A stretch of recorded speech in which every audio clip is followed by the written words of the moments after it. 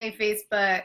I'm finally getting around to this. I've been wanting to respond to this post. So a few weeks back, before the whirlwind of the flow of life got busy, I posted a post asking for you guys to challenge me, to give me things that were not actually about sex.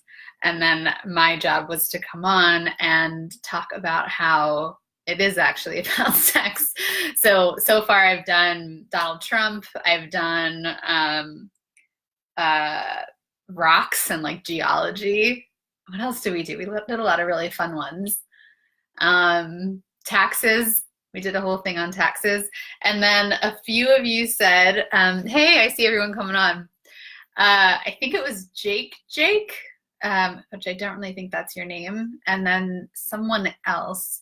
You guys both said that death and dark matter don't have any relation to sex and are not sex.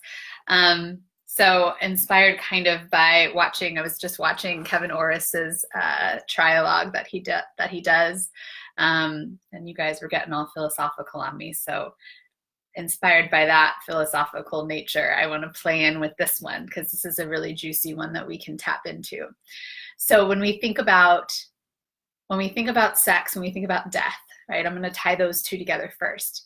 We think about them as if they are these finite places, right? As if like sex is this act of penetration or this act of orgasm or this act where like there's a beginning and an ending and it starts and it stops, right? And we think of death as this thing that happens when, we flatline, when we're no longer in the body, when we, when there's a flat line. So the relationship here, the first relationship that I want to point out is that neither sex nor death are actually that finite. And sex is actually this continual process because sex is life, right? That turn on, that pleasure can actually be like, I could be having sex or having an orgasm when I'm drinking my water or brushing my teeth or, sleeping. And I could be death, right? I could be in death, like basically all the time as well. They're both kind of, death and sex are both kind of these made up things that were like, this looks like a thing that starts and finishes, so let's put a label on it, right? Where they're neither. And the thing about death is that we assume that it is something that is like a finite place and then it ends. In reality, death is simply like a beginning, right? Or at least in my experience, I was someone told me on a post today to start saying in my experience more often. Just want to put a disclaimer that every single thing that I say is from my experience. I don't look up anything. I don't research stuff. That's not how I do it. I jump in, my spirit jumps in and she experiences things. And in my experience of life and death is not actually something that is an end to anything, right? It's an experience that the spirit moves through and then it moves into something else. So our concept of death, I believe, is a bit limited, just like our concept of sex is a bit limited. And I also think that both sex and death can be highly transcendental, blissful experiences, right? So there's that amazing thing that can happen to us when we're in both of those experiences, when we're in the more finite structure. There was something else that was just floating around on this. Hang on. So funny. I'm supposed to be like on break right now, guys, and I just like couldn't not be with you. I was like, I have to get on and talk about this. It's supposed to be like integrating. The cool thing is though, the body doesn't need to integrate as much when we have, pleasure. It helps everything integrate. Okay, so let me talk a little bit about dark matter, and then I think maybe I'll come back to what I was going to get at because I can't remember now.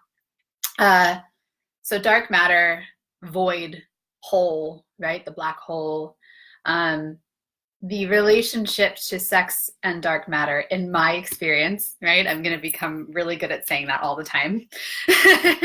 is that dark matter can be attained, right? We can get to the place of nothingness, that void, that place where I am no longer here. You are no longer here. The physical being is no longer here. Time is no longer a construct that weighs on us. Space is no longer a construct. Pleasure even disappears, right? We can come to that place through sex. And I've had that experience. I've had clients that have had that experience.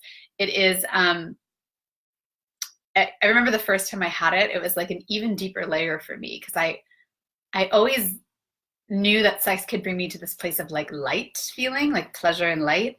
I didn't recognize that I could also go into this place of like nothingness, like where life is not even here anymore.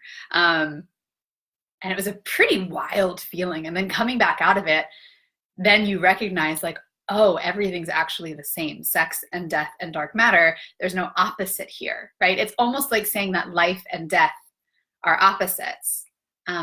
They're not. They're one and the same, right? Because time isn't linear. So as we're alive, we're also dead, right? As we're in this lifetime, we're also in that lifetime. As the universe is here with us right now, it's also not here at all. So yeah, just a fun place to play in. There is an ability to get to that void through deconditioning your own nervous system, so that the mind becomes, no longer, and even feeling and sensation disappears. It's pretty wild. I've also gotten there through deep subspace, right?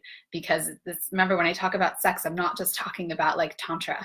I'm talking about all the interplays and the ways in which we can manipulate and work with life force energy. It doesn't just have to be through, super connected, like through the eye gazing type of sex. It could be kink. It could be romance. It could be whatever, right? And also, just to reiterate, that sex is everything. So like the way you eat your grape can be sex, and the way that you drink your coffee can be sex. And in that, so it can also be death and dark matter. Okay, so I'm sure there's more, and I bet once I'm going to end this, I'm going to come up with more stuff.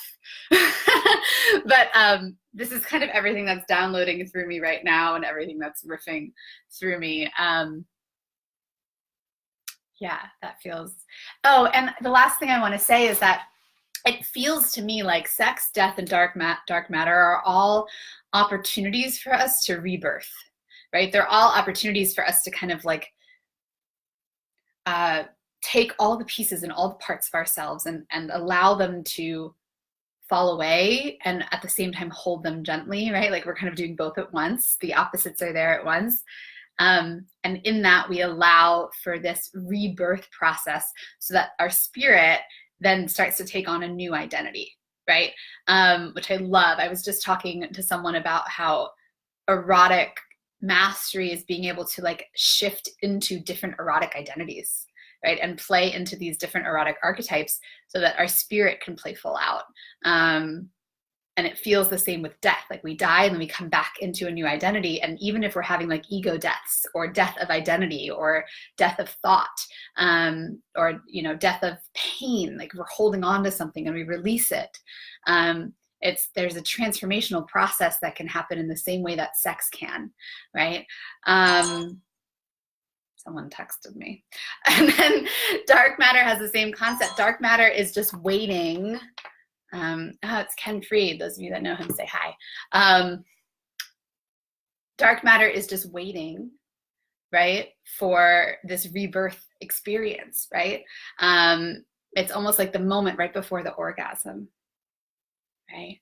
And remember, orgasm, I want you to expand your definition of orgasm. Like there's a multitude of possibility for orgasm. Orgasm can be a breath, right? It could be this massive eruption, or it could just be this simple chasm, right? Just like creation on the planet and creation on Earth. It could be a volcanic eruption, or it could be, a little burst of a bubble in the lake, right?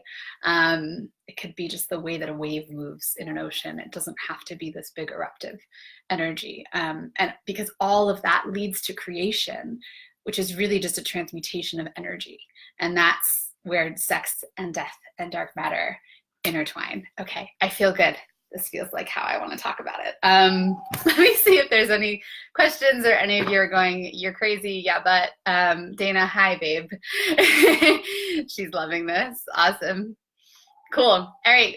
If you guys have questions or if you want to challenge me further, I can totally feel free. Again, I am completely attached to getting anything right or wrong because I don't even believe that things can be right or wrong. So unattached to all of that, unattached to